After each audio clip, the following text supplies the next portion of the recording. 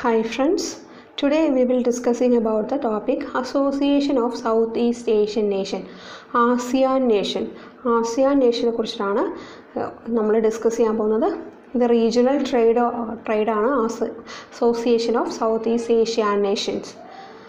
ഏകദേശം 120 regional trade blocks ആണുള്ളത്. 52% of the world trade generate ചെയ്യുന്നത് റീജിയണൽ ട്രേഡാണ്. അത്തരത്തിലുള്ള ഒരു റീജിയണൽ ട്രേഡാണ് ആസിയാൻ. ആസിയാനെ കുറിച്ച് പറയുകയാണെങ്കിൽ 1967 ഒറിജിൻ ചെയ്ത റീജിയണൽ ട്രേഡാണ് ആസിയാൻ. ഇന്തോനേഷ്യയിലെ ജക്കാർത്തയിലാണ് ആസിയാൻ അതിൻ്റെ ഹെഡ് ക്വാർട്ടേഴ്സ്. കമോഡിറ്റീസ്, എന്തൊക്കെ കമോഡിറ്റീസാണ് ട്രേഡിങ് ചെയ്യുന്നത്? അഗ്രോ പ്രോഡക്ട്സ് ഉണ്ട്, മിനറൽസ് ഉണ്ട്, പിന്നെ എനർജി ഉണ്ട്, സോഫ്റ്റ്വെയർ പ്രോഡക്ട്സ് ഉണ്ട്.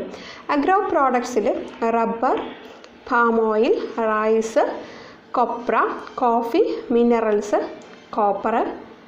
മിനറൽസ് വിഭാഗത്തിൽ കോപ്പറുണ്ട്, കോളുണ്ട്, പിന്നെ ടങ്സ്റ്റൻ ഉണ്ട്. എനർജി വിഭാഗത്തിൽ പെട്രോളിയം ഉണ്ട്, നാച്ചുറൽ ഗ്യാസ് ഉണ്ട്, പിന്നെ സോഫ്റ്റ്വെയർ പ്രോഡക്റ്റ് ആണുള്ളത്. പിന്നെ ആസിയാൻ റീജിയണൽ ട്രേഡ് അതർ ഏരിയാസുമായിട്ട് കോപ്പറേഷൻ ചെയ്യുന്നുണ്ട്. അതൊക്കെ എന്താണെങ്കിൽ എക്കോണമിക് ഗ്രോത്തിൻ്റെ ആക്സിലറേറ്റ് ചെയ്യുന്നതിൽ, പിന്നെ കൾച്ചറൽ ഡെവലപ്മെൻറ്റിൽ, and peace and regional stability, ഇതിലൊക്കെയാണ് അതർ ഏരിയാസ് ഓഫ് കോപ്പറേഷൻസ്.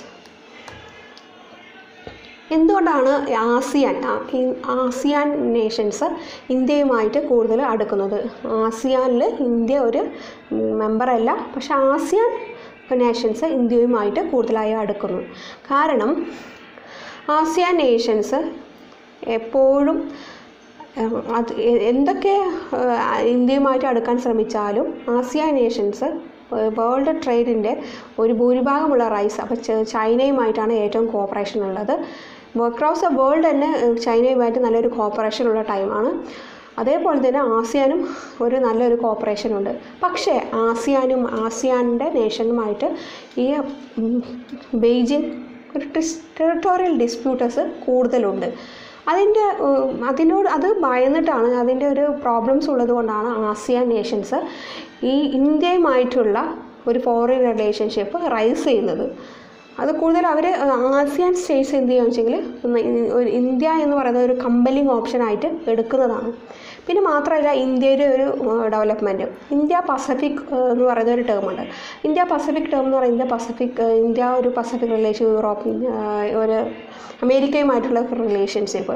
അപ്പോൾ നമ്മുടെ കൺട്രി, പിന്നെ നമ്മുടെ ഫോറിൻ പോളിസി എന്ന് പറയുകയാണെങ്കിൽ വേൾഡ് വൈഡ് അട്രാക്റ്റ് ചെയ്യുന്ന ഒരു ഫോറിൻ പോളിസിയാണ്.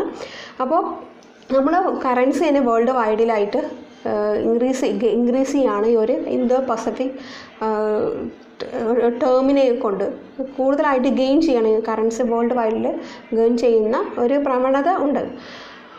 അതിൻ്റെ ഫലമായിട്ട് തന്നെ നമ്മുടെ ഫോറിൻ പോളിസി വേറൊരു കാര്യം വെച്ചെങ്കിൽ എസ്പെഷ്യലി ഏഷ്യയുമായിട്ടുള്ള ഒരു നല്ലൊരു ഇൻട്രസ്റ്റ്, ഏഷ്യയുമായിട്ടുള്ള നല്ലൊരു ഇൻട്രസ്റ്റ്, ഇതാണ് നമ്മൾ ഈ ആസിയാൻ നേഷൻസ് ഇന്ത്യയുമായി കൂടുതൽ അടുക്കാനുള്ള കാരണം. മെയിൻ റീസൺ ഈ ബെയ്ജിങ്ങുമായിട്ടുള്ള ടെറിട്ടോറിയൽ ഡിസ്പ്യൂട്ടസ് തന്നെയാണ്.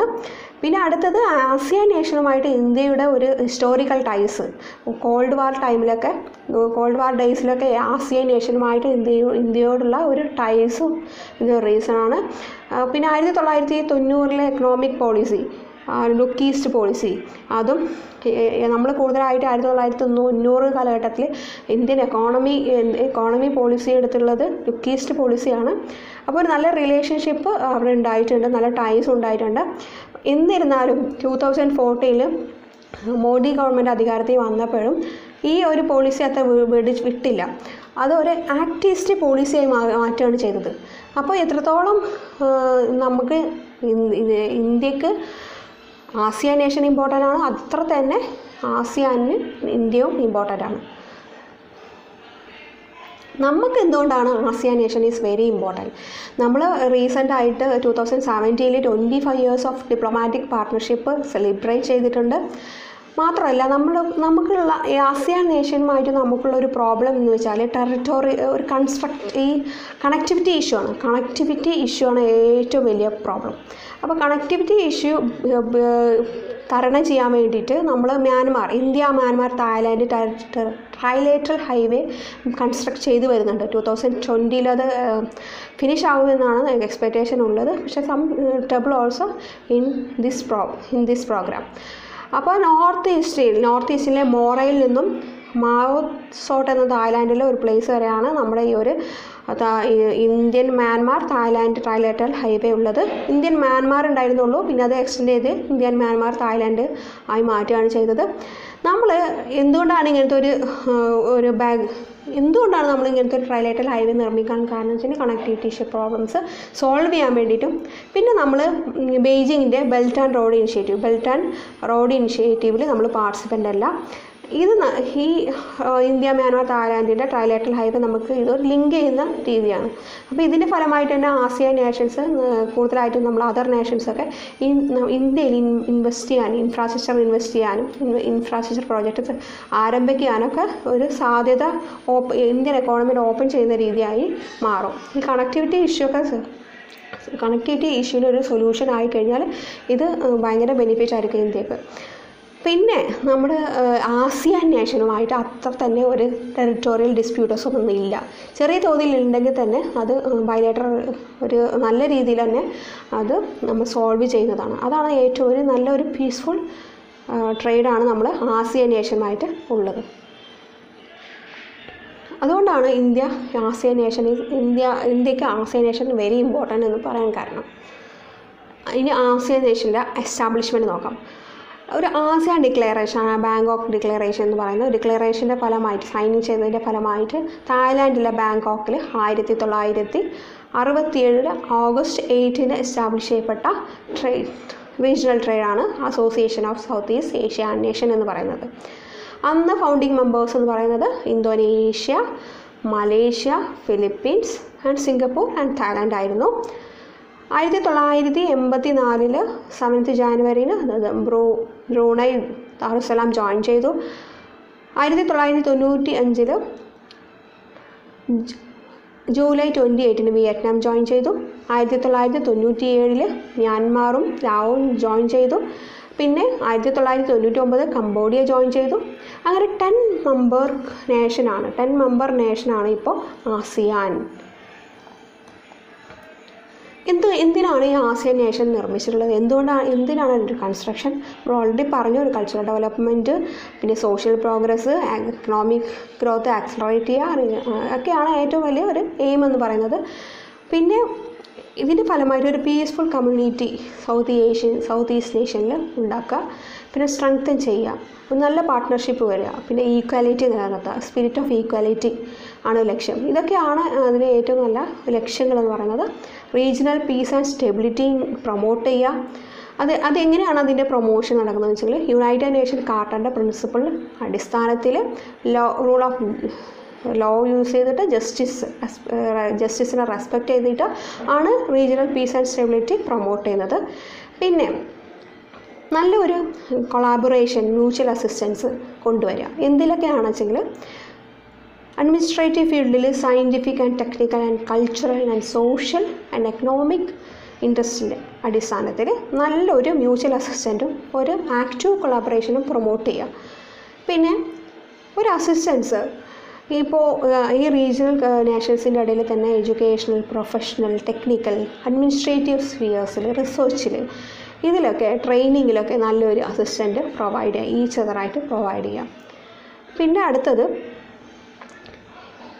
ട്രേഡിൽ ഇമ്പ്രൂവ്മെൻറ്റ് കൊണ്ടുവരിക, എക്സ്പാൻഷൻ ഓഫ് ട്രേഡ്, പിന്നെ ഇൻ്റർനാഷണൽ കമ്മോഡിറ്റി ട്രേഡിൻ്റെ പ്രോബ്ലംസിൻ്റെ സ്റ്റഡി ചെയ്യുക, പിന്നെ ട്രാൻസ്പോർട്ടേഷൻസ് ആൻഡ് കമ്മ്യൂണിക്കേഷൻ്റെ ഇമ്പ്രൂവ്മെൻറ്റ്, ഓരോ നേഷൻസിൻ്റെ ഈ 10 നേഷൻസിൻ്റെ ലിവിങ് സ്റ്റാൻഡേർഡ്സ് ഇൻക്രീസ് ചെയ്യുക, റൈസ് ചെയ്യുക, പിന്നെ South East Asian studies promote ചെയ്യുക, പിന്നെ കോപ്പറേഷൻസ് ആരുമായിട്ട് എക്സ്റ്റേണൽ, ഇൻ്റർനാഷണൽ ആൻഡ് റീജിയണൽ ഓർഗനൈസേഷനുമായിട്ട് നല്ലൊരു close and beneficial cooperation maintain ചെയ്യുക. ഇതൊക്കെയാണ് ഏറ്റവും വലിയ എയിം ആൻഡ് പർപ്പസ് എന്ന് പറയുന്നത് ഏഷ്യ നേഷൻ്റെ. നമ്മൾ ഈ എയിം ആൻഡ് പർപ്പസൊക്കെ നന്നായി പഠിച്ചിരിക്കണം. കാരണം നമ്മൾ ആസിയാൻ നേഷൻസ് ഇല്ലെങ്കിൽ കൂടെ നമ്മൾക്ക് ആസിയൻ നേഷൻ ഇമ്പോർട്ടൻ്റ് ആണ്. അതുകൊണ്ടാണ് നമ്മൾ ആ കാര്യങ്ങളൊക്കെ മനസ്സിലാക്കണം എന്ന് പറയുന്നത്. എന്തൊക്കെ ഫണ്ടമെൻ്റൽ പ്രിൻസിപ്പിൾസാണ് ആസിയൻ നേഷനുള്ളത്? Treaty of amity and cooperation in South Asia 1960. അതിൻ്റെ അടിസ്ഥാനത്തിലാണ് ഈ ആസിയൻ നേഷന് ഈ ഒരു ഫണ്ടമെൻ്റൽ പ്രിൻസിപ്പിൾ അഡോപ്റ്റ് ചെയ്തുള്ളത്. എന്തൊക്കെയാണ് അതിൻ്റെ പ്രിൻസിപ്പിൾ എന്ന് നോക്കാം. Mutual respect. നമ്മളൊരു ഏഷ്യൻ നേഷൻസിൻ്റെ ഇടയിൽ ഒരു മ്യൂച്വൽ റെസ്പെക്റ്റ് ഉണ്ട്. കാരണം അവരൊരു ഇൻഡിപെൻഡൻസിന്, പിന്നെ sovereignty, equality, territorial integrity, national identity ഒക്കത്തിന് വേണ്ടിയിട്ട് ഒരു നല്ലൊരു മ്യൂച്വൽ റെസ്പെക്റ്റ് കൊണ്ടുവരിക. അതാണ് ഒരു പ്രിൻസിപ്പിൾ എന്ന് പറയുന്നത്. പിന്നെ ഒരു ഇൻറ്റേർണൽ അഫയേഴ്സ്, അവരുടെ ഓരോ നേഷൻ ഇൻറ്റേർണൽ അഫയേഴ്സിൽ ഇടപെടാതിരിക്കുക. പിന്നെ എന്തെങ്കിലും ഡിസ്പ്യൂട്ട് അല്ലെങ്കിൽ ഡിഫറൻസസ് ഉണ്ടെങ്കിൽ അത് സെറ്റിൽമെൻറ്റ് ചെയ്യുക, പീസ്ഫുൾ മാനറിൽ സെറ്റിൽമെൻറ്റ് ചെയ്യുക. പിന്നെ ത്രീറ്റൊക്കെ അവോയ്ഡ് ചെയ്യുക. പിന്നെ ഫോഴ്സസ് യൂസ് ചെയ്യുക. പിന്നെ എഫക്റ്റീവ് കോപ്പറേഷൻ നൽകുക. അതാണ് ഏറ്റവും ഇമ്പോർട്ടൻ്റ് ആയിട്ട് ഉള്ളത്. ഈ നമുക്കറിയുമ്പോൾ ചൈന RCEP ആസിയാൻ നേഷൻസ് മിങ്കിളായിട്ടുണ്ട്, സൈൻ ചെയ്തിട്ടുണ്ട്. അത് ഇമ്പോർട്ടൻ്റ് ആണ്.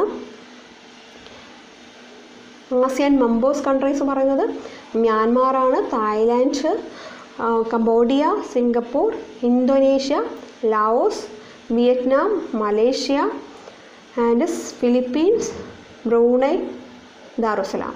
അപ്പോൾ അതൊക്കെയാണ് Myanmar, Thailand, Cambodia MTC,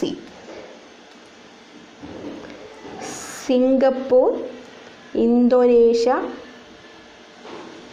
Laos, സിൽ, പിന്നെ വിയറ്റ്നാം, മലേഷ്യ, ഫിലിപ്പീൻസ്, BMP, പിന്നെ Brunei. MTC, SIL, BMP, B. ഇതാണ് നമുക്കൊരു കോഡായിട്ട് പഠിക്കാൻ പറ്റുന്ന ഈ ആസിയാൻ മെമ്പേഴ്സ് കൺട്രീസൊക്കെ നമ്മൾ കോഡായിട്ട് പഠിക്കുന്നത് ബെറ്റർ. നമ്മളതിൻ്റെ ഈ ജോഗ്രഫി എടുത്തിട്ട് അത് മാപ്പ് എടുത്ത് നോക്കിയിട്ട് അത് എവിടെയാണ് എന്നുള്ളത് നോക്കുക. പിന്നെ അതിൻ്റെ മാപ്പ് നോക്കുക, അതിൻ്റെ ഫ്ലാഗ് നോക്കുക, അവരുടെ അങ്ങനെയൊക്കെ നോക്കിയിട്ടാണ് പഠിക്കേണ്ടത്. ഇതിൻ്റെ ബെറ്റർ അതാണ്. അപ്പോൾ അങ്ങനെ നോക്കി പഠിക്കുകയാണെങ്കിൽ നമുക്ക് പല റിലേഷൻഷിപ്പും മനസ്സിലാക്കാം. ഈ കോഡ് യൂസ് ചെയ്ത് പഠിക്കുന്നതൊന്നും അത്ര സിവിൽ സർവീസിലൊന്നും അത്ര ഈസിയല്ല. KS ആണെങ്കിലും അത്ര ഈസിയല്ല. അതൊന്നും നമുക്ക് കൂടുതലായിട്ട് റൈറ്റിങ്ങിൽ ഹെൽപ്പ് ചെയ്യില്ല. അത് മാപ്പ് നോക്കി പഠിക്കുന്നതാണ് ഏറ്റവും ബെറ്റർ. അപ്പോൾ ആസിയാൻ നേഷൻ റീസെൻ്റായിട്ട് ഉള്ളൊരു ന്യൂസ് കാരണം ആസിയാൻ RCEP-യുമായിട്ട് എന്ത് ചെയ്തിട്ടുണ്ട്? സൈൻ ചെയ്തിട്ടുണ്ട്. ഇന്ത്യ സൈൻ ചെയ്തിട്ടില്ല. ആ കാര്യത്തിലും ഇന്ത്യ സൈൻ ചെയ്യാത്ത ഒരു റീസൺ എന്ന് പറയുന്നത് നമ്മൾ ഡംപിങ്, ഓൾറെഡി ഞാൻ പറഞ്ഞിട്ടുണ്ടായിരുന്നു. ഡംപിങ് ഒക്കെ കൂടുതൽ ചൈനയിൽ നിന്നൊക്കെ ഇന്ത്യയിലേക്ക് വരുമ്പോൾ നമ്മുടെ ഡൊമസ്റ്റിക് എക്കോണമി നഷ്ടത്തിൽ പോകും.